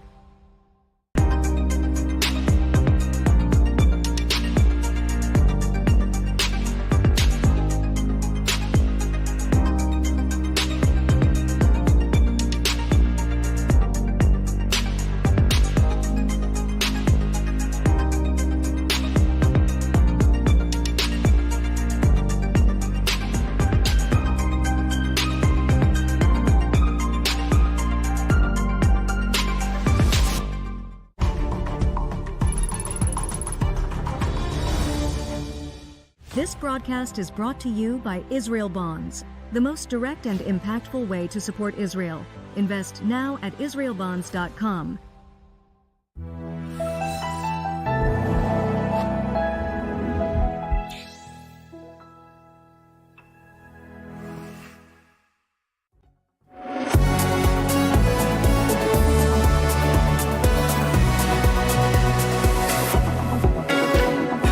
We are back on the rundown. I'm Natasha Kirchuk, and thanks for sticking with us. Israeli Prime Minister Benjamin Netanyahu has just released a response to the arrest warrants that have been issued against him and former Israeli Defense Minister Yoav Gallant by the International Criminal Court. Let's take a listen to what he had to say. Citizens of Israel, this is a black day in the history of the nations. The International Criminal Court in The Hague, which was established to protect humanity, has today become the enemy of humanity. This biased court decided to issue arrest warrants against me and former Defense Minister Yoav Gallant on the fundamentally unfounded accusation that we allegedly committed crimes against humanity, while the truth is completely the opposite. This is moral bankruptcy. It violates the natural right of democracies to defend themselves against murderous terror. The same court which accuses us of fictitious crimes ignores the real war crimes, shocking war crimes that are being committed against us and against many others in the world. After the terrible massacre of October 7th, in which Hamas murdered and raped women, beheaded people, burned children in front of their parents, and kidnapped hundreds of our citizens, women, elderly people, and children, they continue to commit war crimes against us, including the continued holding of 101 of our hostages whom we have not yet released, and we are obliged to release them, just as we have released 154 of our hostages to date. And what is the Hague Tribunal doing about these atrocities? Nothing. Oh, sorry, they issued arrest warrant today for the body of Muhammad Def. And what is the Hague Tribunal doing about the real crimes against humanity that are being committed in many places around the world? Also nothing. Millions of innocent civilians have been murdered or displaced from their homes in Iran, Syria, Yemen, and other places. Instead of acting against these dark regimes, the tribunal has chosen to deal with false accusations against the State of Israel, the only democracy in the Middle East. This is an anti-Semitic move that has only one goal: to deter me, to deter us from exercising our natural right to defend ourselves against our enemies who are rising up against us to destroy us. The State of Israel is accused of genocide while we are working to defend ourselves from an enemy who is trying to commit genocide against us. We are accused of deliberately harming civilians while we are doing everything to prevent harm to civilians. And this is against an enemy who is hiding behind civilians and using them as human shields. We are accused of starving the population while we are bringing in hundreds of thousands of tons of food to feed the population. And this is while Hamas is looting this food and starving the residents of Gaza. Everything is reversed. Good is presented as bad, and bad is presented as good. But herein lies the truth. There is no army in the world more moral than the IDF, and no country more moral than Israel. Only a short time ago, Israel vaccinated about 97% of the residents of the Gaza Strip for polio. What genocide are they talking about in The Hague? No despicable decision will change the truth. It is not surprising that this outrageous decision was led by a chief prosecutor suspected of serious acts, and it is not surprising that this decision was made by judges who have lost all sense of justice and fairness. The prosecutor's actions and the judge's decision emptied the concept of justice and turned the International Court of Justice, or the International Criminal Court, into a political tool that has lost legitimacy as an international legal institution. Israel does not recognize and will not recognize this distorted decision. But citizens of Israel, there is a lot of light in the dark. I appreciate the heartwarming mobilization of many friends around the world, and primarily our friends in the United States. They made it clear that this decision will have serious consequences for the court and for anyone who cooperates with it in this matter. I would also like to thank elected representatives in Israel across the political spectrum who stood as one against this despicable decision.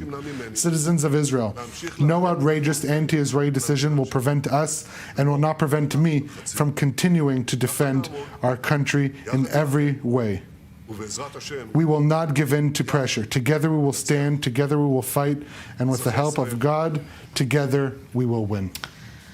All right, so we heard Netanyahu's response here. You know, Dan, I want to turn to you. I'm interested to kind of hear, explain to us what these warrants have been issued for, what Netanyahu stands accused of, and what he is speaking out against specifically in this video. Netanyahu and Gallant made various statements early in the war that could be interpreted as suggesting that Israel would not send in water, food, things of this nature.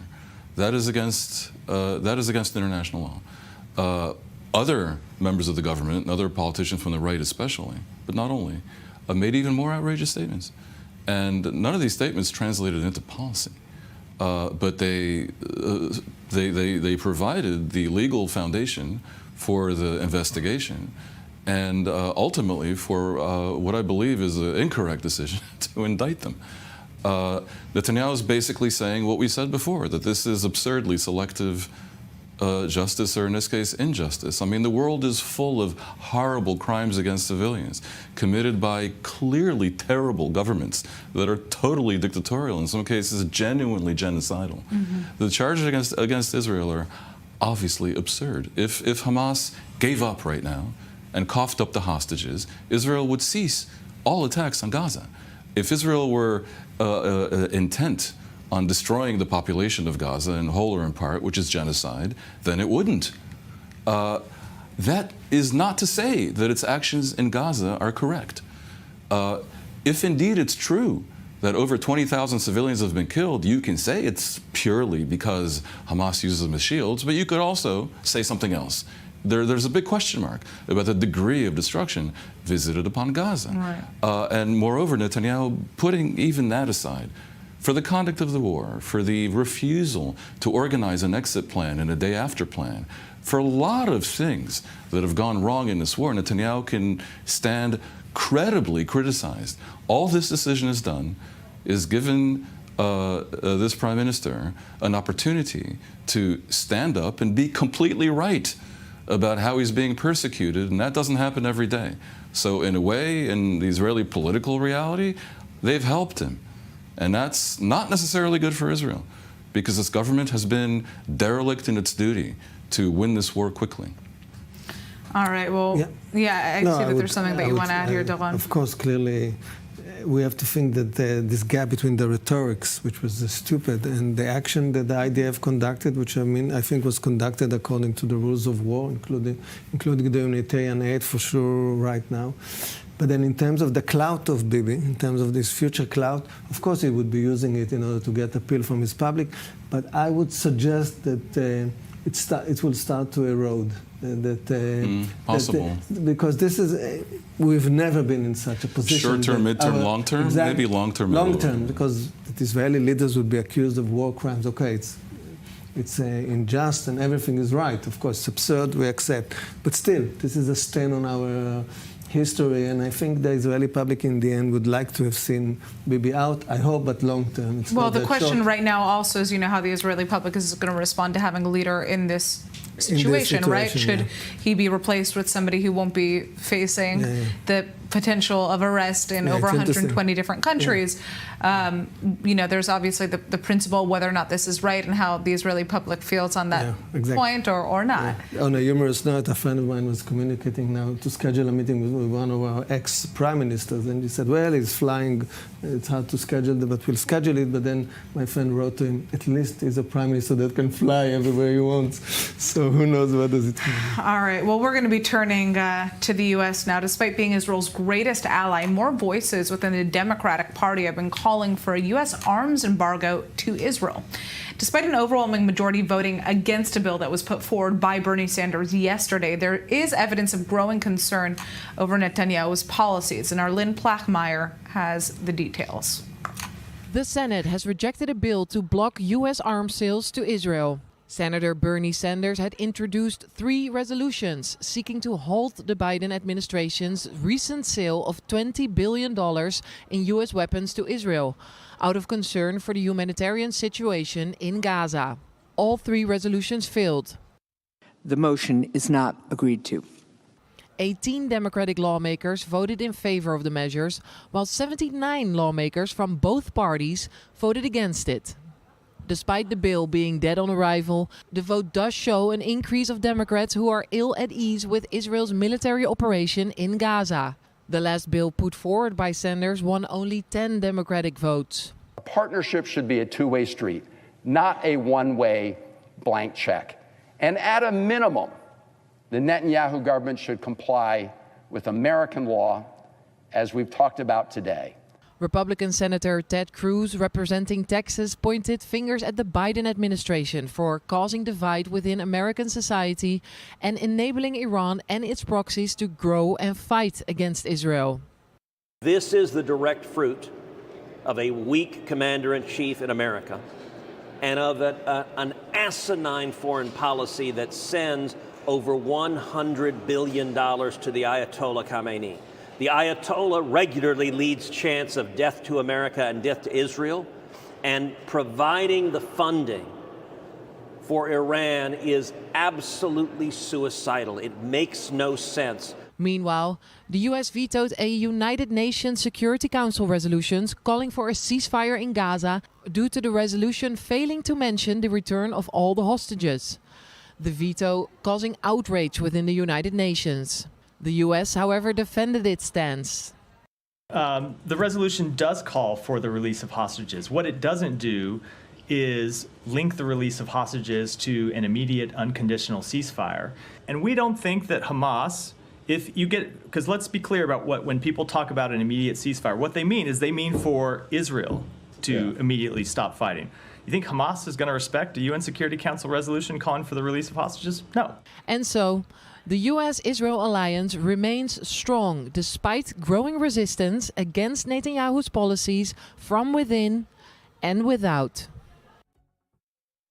Well, joining us now from Washington, D.C. is our senior U.S. correspondent, Mike Wagenheim. Mike, have we seen any changes in Biden's behavior towards Israel since Kamala Harris's loss in the presidential elections? No, I don't think there's been any change for the positive or the negative. There really hasn't been much discussion at the presidential level, it seems, in terms of Israel. The questions, by the way, have died down a lot when the media even has an opportunity to speak with President Biden anymore, which is the opportunities are few and far between. The questions have revolved around other matters, electoral matters, legacy matters, things of that nature, rather than the constant questions that he was getting on the Israel-Hamas war previously. So I don't think anything has changed there. Communication, it seems, mainly has been at a lower level, at the State Department level, at the Pentagon level, with their counterparts in Israel. I don't think Biden's positions are going to change. We've seen that reflected in the UN Security Council veto earlier this week on an anti-Israel, or what was deemed to be an anti-Israel resolution. And we also saw it with Biden personally, along with his administration, whipping Democratic senators to vote against those aforementioned resolutions floated in the Capitol yesterday by Bernie Sanders. So I can't decipher a change in position here from President Biden in his final few months. Is there any chance that a Trump administration could pursue an arms embargo against the state of Israel, given some of the isolationist policies and perspectives that have been touted by members of Trump's government, like his VP, for example, J.D. Vance? Absolutely the opposite. There's zero chance with a Republican Senate, with a Republican House, and with the president that has whatever you want to think about his policies is certainly a bona fide pro-Israel in his policies in his first term. There's zero chance of that happening. I think it'll be the exact opposite. I think President Trump and the Republican Congress will go chase down, if you will, those that are fighting against the state of Israel, those that are lodging arms embargoes and boycotts and arrest warrants and the like. I think that's mainly what you'll see. I asked a number of senators yesterday while the voting was going on if they feel that there can be bipartisanship in the next administration, because in the first Trump administration there was a lot of bipartisanship on the Israel issue, and Democrats and Republican senators both told me, listen, we can get back to that and there'll be a lot less resistance once there's more pro-Israel policies in place come January. All right, Mike Wagenheim, thanks for joining us from the U.S. We are turning back now to our guest to say goodbye, unfortunately. That is it. I wish that we could have you speak with us for more time, but, had some changes to the lineup. Thank you for joining us. We're going to be seeing you again next week, I'm sure. Right now, we're going to be turning to Jordan, from arresting weapons smugglers to coordinating the delivery of humanitarian aid to Gaza. Israel and Jordan cooperate on many levels, but with anti-Israel sentiment growing in Jordan, the country's King Abdullah II is now walking a tightrope between expressing criticism and maintaining relations. Our senior correspondent Bianca Zanini has more. 8 military helicopters loaded with more than 7 tons of humanitarian aid for Gaza. The Jordanian army flew emergency relief and medical supplies to the Strip, where they were delivered to the UN World Food Programme to be distributed later. Jordan's King Abdullah II highlighting his support for the Palestinian people in a speech earlier this week. Jordan stands firmly in the face of the aggression on Gaza and the Israeli attacks in the West Bank, and we are working hard through Arab and international movements to stop this war. Jordan has made tremendous efforts, with its sons and daughters showing great resolve in treating the wounded under the most difficult circumstances. Jordanians were the first to deliver aid, both by air and land, to the people of Gaza. The Jordanian king walking a fine line, balancing between harshly criticizing Israel, in line with Jordanian public sentiment, and keeping relations with the Jewish state, maintaining a 30-year-long peace agreement. On Thursday, a Jordanian court sentenced Member of Parliament Imad al-Adwan to 10 years for smuggling weapons from Jordan into the West Bank. He'd been arrested by Israeli security forces in 2023 and was later transferred to Jordanian authorities. While Jordan continues to walk the diplomatic tightrope, on the streets of Amman, protests against Israel happen on a regular basis. There must be an official Arab position that boycotts the Zionist entity and lifts the siege on Gaza and southern Lebanon to stop this aggression and expose it before all international institutions. Turning to Europe now, Russia is being hit by missiles and heavy sanctions this week. The latest in the Russian-Ukraine war brings us the West closer to the conflict line. An array of sabotage and covert attacks have left Europe pushing for more actions, and Ukraine has now been given the green light to use UK and US-made missiles in their war against Russia, making many question the possibility of full-scale war deeper into Europe. Alfie Moore brings us more. As the war in Ukraine passes its 1,000th day, the borders of the conflict seem to creep deeper into Europe.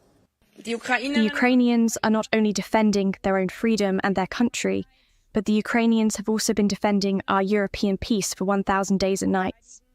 Thanks alone are not enough.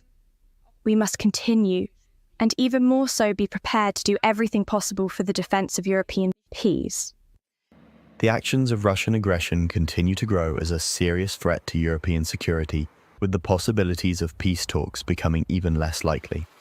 Putin is not willing to negotiate about anything. So everybody in Germany or in other countries in Europe should realize finally now that this is not the point for talking about peace, because everybody of us wants peace, of course, but Putin does not want it. So in the latest, European leaders claim that Russia and their allies have sabotaged 2 fiber-optic telecommunication cables in the Baltic Sea, with the Danish military reporting they are staying close to the Chinese ship Yaipeng 3 after the data cable breaches.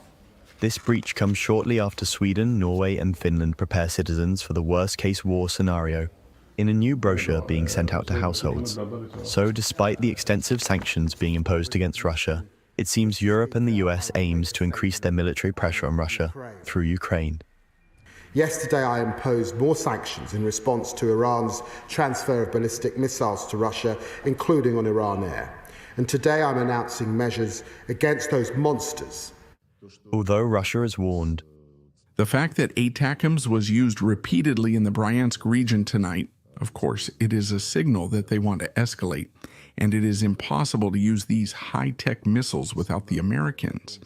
Putin has said this many times. And despite Russian threats of nuclear war, the British stance remains.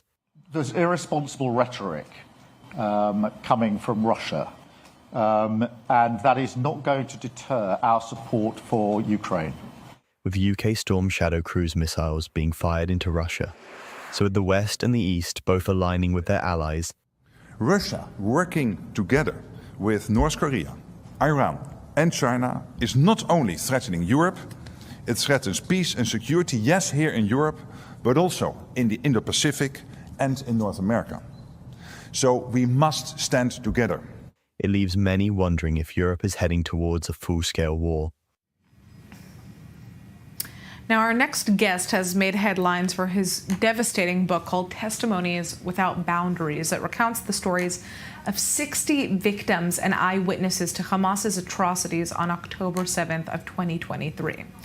Now, 23-year-old Alon Penzel, a former spokesman for Israel's coordinator of government activities in the territories, published this book in June of 2023, and shortly afterwards it was banned from Amazon for reportedly violating company guidelines. Since fighting that ban, the book has now risen on Amazon to the top spot of several Amazon lists, and Penzel has been touring to promote it. But earlier this week, he was subjected to what he is calling an anti-Semitic attack at an international airport in London while he was carrying his book poster. Joining us now is Alon Penzel himself, the author of Testimonies Without Boundaries. So Alon, tell us what happened to you in the airport and how you're dealing with it right now. So on one hand, I want to say that this is incomprehensible, but on the other hand, I would probably say that this is not surprising at all because we're living in the dark days of Germany of the 1930s. This is how I am feeling. And at the airport, I was already through security, through check-in, when a person from the security department spotted me with a sign that reads my name, Alon Penzel, and the name of the book, Testimonies Without Boundaries, when he decided to start accusing me for, and I'm quoting, illegal occupation that has been carried out by Israel since 1948, saying that October 7th was one incident since the occupation and the sign might be found offensive to some people at the airport. Obviously, was calling to more security in that his device. Was the poster you were that holding. was the poster, the sign that I was holding. He was calling to more people, security in the device. They took my passport and they said they would let me know if I'm able to fly or not after they look at the CCTV, the security cameras, as if I did anything wrong, as if I did need their permission to know if I'm able to fly or not. And this is a pure anti-Semitic incident. However, I want to emphasize, I'm not here as a victim. I'm here as a fighter. I will not tolerate anti-Semitic incidents. I will not tolerate anti-Semitism in Europe. We have to speak up. We must speak up. I'm calling for all Jews in the diaspora. Be proud of your identity. Share your resilience, your strength, your power. We have to speak up, and otherwise it will just get worse. And this was in Luton Airport, which is an international airport in the United Kingdom. So have you been pursuing kind of any response to those who instigated this incident in the airport? Unfortunately, not yet. And unfortunately, I'm definitely going to fight until this man is fired because he has to be held accountable for his actions. Otherwise, it will happen again to more people. And again, this is where I emphasize we have to speak up. Otherwise, these incidents will just go on. Right. Now, you have had a rough ride, to say the least, since publishing this book. Tell us about kind of some of the issues that you've faced along the way and why you think this book sparks so much controversy. I mean, it's not opinion. These are testimonies that you've collected from actual victims and eyewitnesses of the atrocities on October 7th. Testimonies that I was collecting from Nova survivors, Zaka volunteers, and Israel's Medical Forensic Institute, and I think that it draws controversy because it is completely uncensored and sanitized, completely graphic, as I feel I don't have the legitimacy to soften the atrocities, and that if we want to fight worldwide denial and anti-Semitism, we have to provide all the uncensored details of the attack. This is why it draws attention. Unfortunately, it was blacklisted on Amazon initially. Now it is available on Amazon, and it, as you mentioned, reached already the top spots in some of its categories. We have the obligation to make sure we commemorate our brothers and sisters. This is what I've been doing for the last 3 months in my book tour. Last week, I addressed the British Parliament in the House of Lords. I was reading to the Lords and the Parliament members each of the testimonies in the book in the most elaborated and graphic ways, with all the details, from kids who were slaughtered using hammers and knives to people who were tied up using metal wires that were inserted into their bodies. Because I believe that we have the obligation to provide all the details so the October 7th won't be denied. It already is. This is the only way we can fight it. What comes next for the book? I understand that you've been now on a book tour, but I understand that the Israeli Foreign Ministry is also helping you get this book out there. Tell us what we can expect now. So the Israeli Foreign Ministry, in cooperation with me, I'm continuing to Australia, New Zealand, the United States again, South Africa. I'm continuing to talk to parliaments, to parliament members, to all over the world, because there is no other way to make sure we fight that denial. I'm definitely going to make sure this book is spread all over, and I'm calling whoever is watching us right now. I can't do it all by myself. We need people to not only purchase the book, but also read it, as hard as it is, as challenging as it is, be exposed to the atrocities and share them forward. We have the obligation to do it. All right, Alon Penzel, I'd like to thank you so much for joining us. I hope that I'm going to get a copy of this book myself. Of course. We are finishing right now the rundown. I'm Natasha Kirchuk. Thanks for joining us. Make sure to tune in next week. We'll see you soon.